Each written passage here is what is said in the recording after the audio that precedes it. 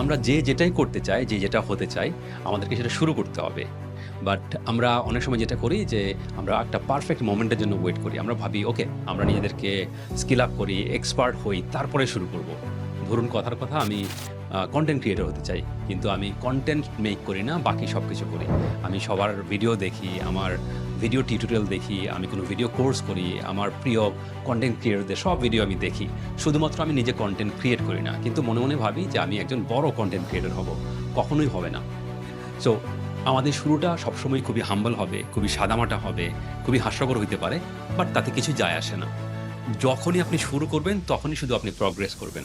So সেটা আপনি content creator হন, আপনি বিজনেস করতে চান বা আপনি কবি সাহিত্যিক হতে চান বা আপনার অন্য যে কোনো কিছু হতে চান, আপনাকে স্টার্ট করতে হবে এবং স্টার্ট করার জন্য ওয়েট করা যাবে না। স্টার্ট করার জন্য পারফেক্ট টাইম হচ্ছে আজকে এবং এখন। সো আপনি যদি কিছু করতে চান, আপনার যদি কোনো গোল থাকে তাহলে অবশ্যই আজকেই স্টার্ট করুন, এখনই স্টার্ট করুন।